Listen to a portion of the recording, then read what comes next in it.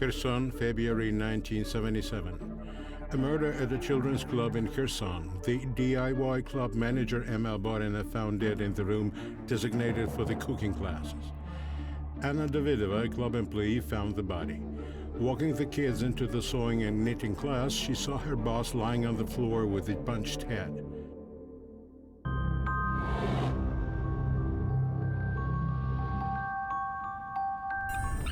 Forensic experts established that the victim was hit on the head with a heavy meat grinder.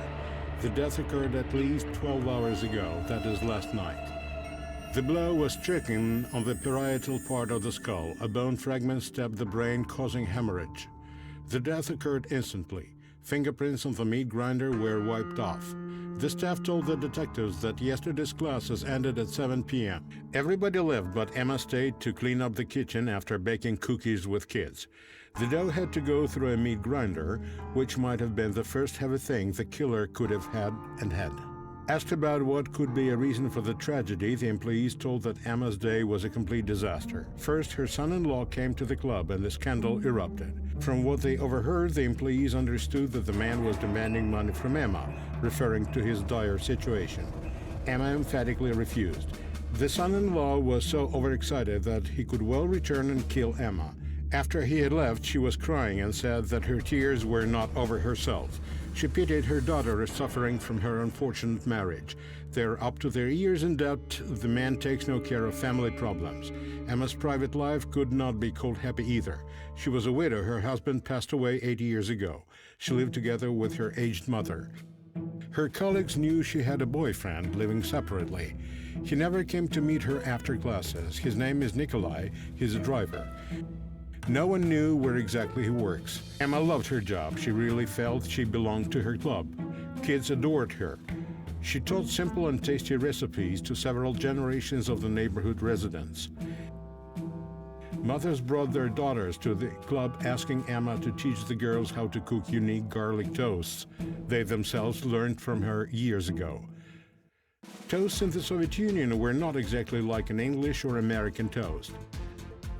In the West, the first electric toasters appeared in early 20th century, and bakeries started making special bread for toasting. In the USSR, the first toaster went on sale in 1956, when the International Festival of Students and Youth was held in Moscow. Soviet housewives did not accept the novelty. The toasts came out either raw or burned. That is why home chefs preferred to stick to the old-fashioned toasting on a frying pan. This simple recipe gave the second life to the stale bread. Both sides of thin slices of bread were gently fried on the oiled pan until brown. Oftentimes, these slices were first soaked in beaten eggs. In a matter of minutes, a delicious meal was ready. The staff members were committed to helping the investigation, offering different assumptions of what happened. The neighborhood was known for a series of burglaries. It could be that burglars broke into the club and Emma, staying late at work, became an unfortunate witness of their crime. On the other hand, what could attract burglars? A handful of foods, knitting yarn. Who might be tempted with it? The detectives let the club staff free as they knew. Only extreme circumstances can force criminals alter their professional habits. Burglars will not go for killing someone, while robbers will never look for their loot at a children's club. Besides, the content of the victim's purse was intact: a makeup bag, a pad, a wallet with 37 rubles in. Golden earrings and a ring were also left on the body. The son-in-law remained the only suspect so far. Yet, if the killer wanted money, why did not he take the jewelry? In any event, detectives had to meet the man. The victim's daughter, Natalia, met the officer, who chose not to break the tragic news at once. He asked to call for her husband, Gennady Derevyanko. The man told that last night he was home and urged his wife to attest to it. Natalia, however, testified that her husband came home at 1 in the morning.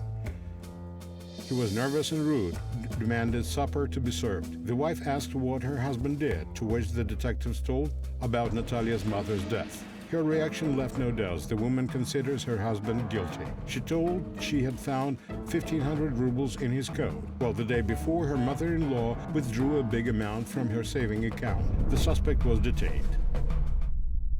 The manager of a children's DIY club, Emma Oborina, is found dead in this Kherson club. The woman was punched with a heavy meat grinder on her head. Detectives learned that the day before, the victim had a conflict with her son-in-law, Gennady Derevyanka, who demanded money from her. It was also established that the same day Emma withdrew a large amount from her account. Gennady was out of home in the evening when she was murdered. His wife found 1,500 rubles in his coat pocket. While officers were waiting for Gennady, Natalia confessed she wanted to divorce him long ago. But every time when she was ready, he would change completely. He would supply money, bring her flowers, and help around the house. Hoping this change will last, Natalia changed her mind. Asked about how Natalia knew about the bank withdrawal, the woman told that her mother visited her at home and shared her plans. She and her boyfriend, Nikolai, decided to get married. Neither of them, though, could hope to be granted municipal housing, but what they could do was to prepay a cooperative apartment and even to buy a car. They agreed to chip in 50-50. Emma withdrew 3,500 from her deposit, gave Natalia some cash for a winter coat and hat. She asked the daughter not to share this donation with her husband. Natalia told she went shopping and was in a perfect mood.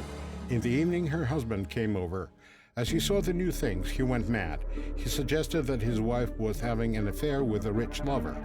To refute this accusation, Natalia had to tell about the money her mother presented her earlier. Gennady's immediate reaction prompted that he was up to something. Next day, Emma called her daughter to tell that her son-in-law came over to demand 1,000 rubles. Natalia explained their never-ending poverty with her husband's passion for gambling and multiple car debts he piled up.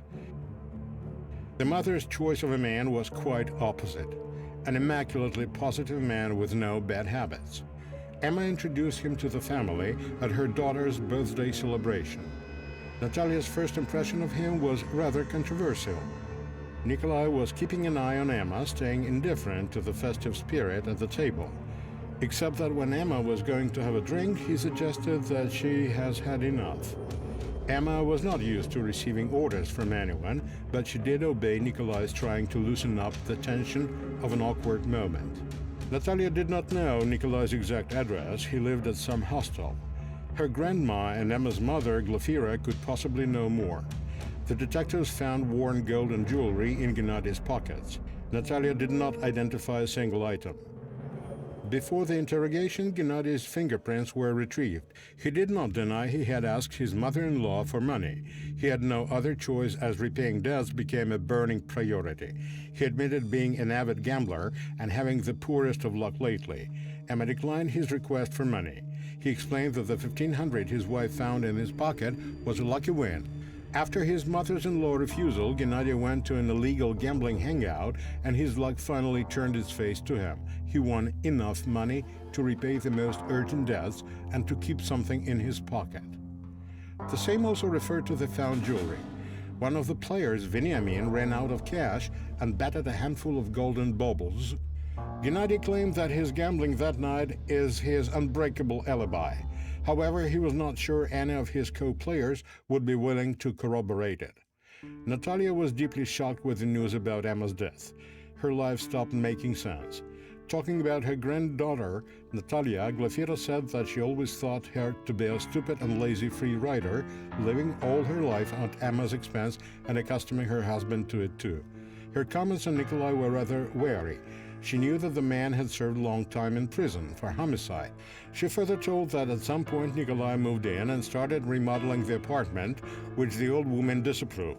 A strange man feels at home in their place, as if Emma needed more beggars on top of her daughter and the son-in-law. A man must support his woman, not the other way around. Emma broke into tears and Nikolai heard it. He ran into the room with a hammer in his hands and started threatening the old woman, demanding that she leave Emma alone. Later he moved out, and Glafira had no idea where he could stay. It seemed to her he worked as a driver at some construction site. The old man found Nikolai's photo and gave it to the detective. None of the construction workers across Kherson identified the man in the photo. Instead, the jewelry seized during Gennady's search were identified as items stolen during one of the burglaries in the neighborhood around Emma's DIY club.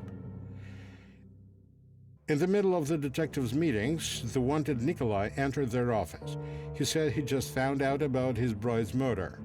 It turned out the man was a driver at a granite quarry in Kherson outskirts. He finished his shift and went to pick Emma up from work. As soon as he learned about what happened, he went to see the police. Nikolai put 3,150 rubles in cash on the desk. It was the money Emma withdrew from her account. Nikolai said he knew what could trigger the crime. During their last meeting, Emma was quite anxious. He asked what the matter was and received a bizarre answer. Emma replied she was disappointed with someone she held very close to her. The someone hides the truth about himself, and Emma refused to name him. She added she wanted to figure everything out. Nikolai's weird insinuations sounded like an attempt to mislead rather than to help the investigation. The detectives made it clear they knew about the man's criminal record. Nikolai admitted he did indeed serve a long time for homicide. He had caught his wife with a lover and could not control himself. He dealt with both. The wife survived, the lover didn't. There were no grounds to detain Nikolai. Meanwhile, the detectives were told that people have arrived at a hangout where Gennady gambled.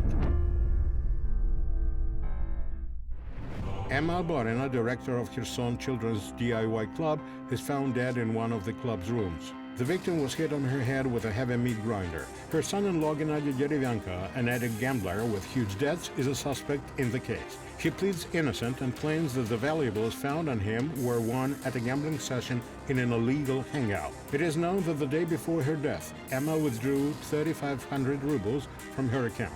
Her fiancé brought over 3,000 to the police after he learned about the murder. An owner of the illegal gambling club where Gennady played could provide some information. It was a man well known in the con world, someone named Sava. He tried to escape, but the police grabbed him. Sava reluctantly admitted that on that night, Gennady did outplay a notorious burglar, Veniamin Kislenko. It became clear that the jewelry seized from Gennady could help solve the lasting case of multiple burglaries in the neighborhood, and possibly give a lead to solving the murder. The door to Kislenko's apartment was open. The officer understood at once that he was late. Veniamin lay dead. The forensic team established that the victim was killed 3 days ago by hitting him on the head with a hammer. An open half-packed suitcase indicated that the man was planning to leave, possibly over his car debts. Some garlic toasts were found in the kitchen. The detective recalled Emma was teaching how to cook them at her class. A handmade teddy bear was sitting on a couch by the suitcase. The toy looked exactly like the one officers saw at the club. It was a needlework section led by Anna Davydova, a young employee who found Emma's dead body. Certainly, the teddy bear in the Khan's apartment could be just a coincidence, but 2 killings in one case required a scrupulous check of how the knitted toy ended up in the burglar's possession. Arriving at Anna's place, the officer saw her with a woman who Anna introduced as her girlfriend. However, the detective recognized an illegal vendor of goods that sailors shipped from over abroad. The woman was holding a list of items Anna chose to buy. The total value was 850 rubles, a real fortune for someone with a wage of 100 rubles per month. Anna explained she had saved this money denying herself everything. The detective took both women to the police station. An expert reported that Anna's fingerprints matched the ones found in Veniamin Kislenko's apartment. Officers found out that Anna had dated Veniamin some 5 years ago, even planned to get married, but before they did, the man was arrested for burglary. The wedding had to be cancelled. However, Anna would come to see Kislenko in prison.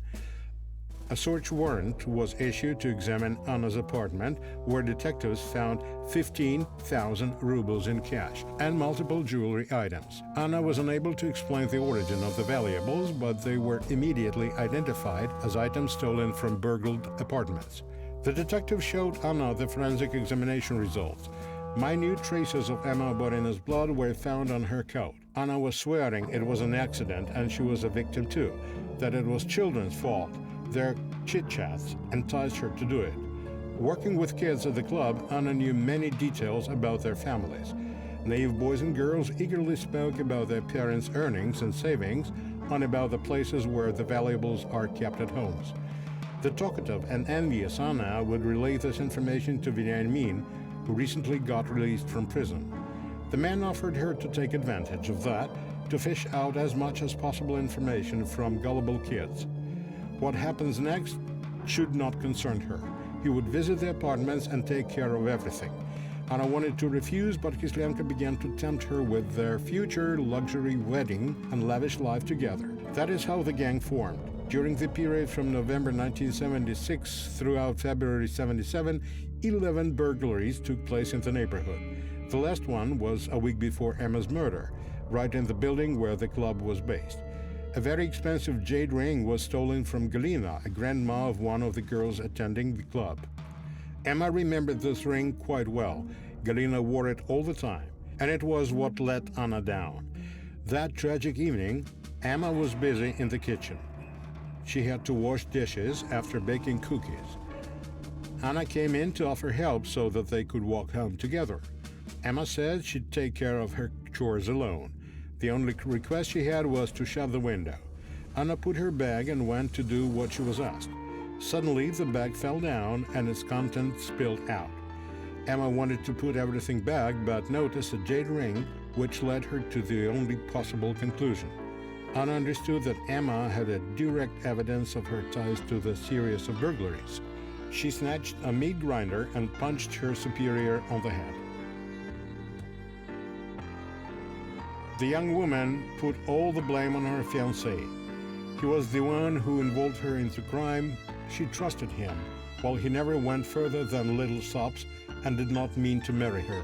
Once she managed to find a handful of jewelry, including the jade ring. She put it in her bag and left for work in the morning. In the evening, her involvement was revealed and Anna had to kill Emma. Then she came to Veniamin to tell about what happened. Kislenka said they should keep low profile and avoid seeing each other. The best choice for him would be to disappear. He decided to flee, leaving Anna behind. She understood he did not need her anymore, grabbed a hammer and hit him on the head. The double homicide cost Anna the maximum possible punishment, 15 years in prison.